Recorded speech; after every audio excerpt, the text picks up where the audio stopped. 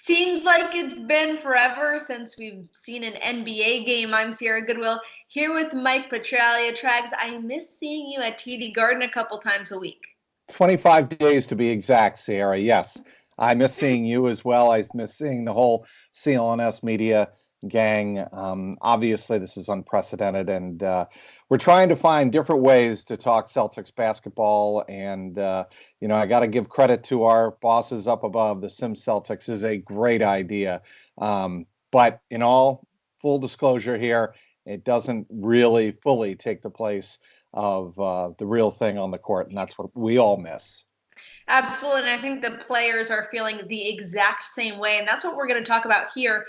Which players we think are most impacted by the hiatus of this league. Trags, who do you think it is? Gordon Hayward, I think, with given where his contractual status with the team is, could be a free agent next season. Given the fact that he was getting into a real groove and really starting to find the flow with the current makeup of this roster, I think Gordon Hayward would be affected the most going forward in his career.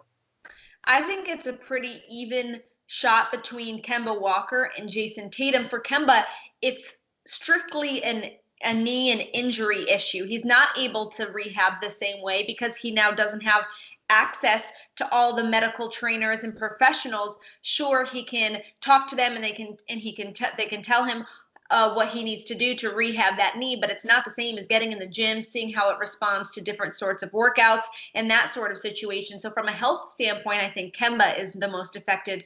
But then we heard from Jayson Tatum on a conference call where he said he doesn't even have a basketball hoop at his house. That's So hard to believe, isn't it? I mean, doesn't that blow your mind? it really blows my mind. So he really, in 25 days, essentially hasn't put a shot up. That absolutely has to take him out of his Mind-boggling. rhythm. I wonder if that's the first time in his career, in his life, since he's been playing basketball, that's happened. Exactly. So obviously Tatum was playing at an extremely high level, so that has to affect him in a really negative way. I think if and when the NBA returns, you're going to see a lot of you're not going to see many star players at the caliber of Jayson Tatum who don't have basketball hoops that they haven't been practicing on. So that's definitely something interesting to monitor.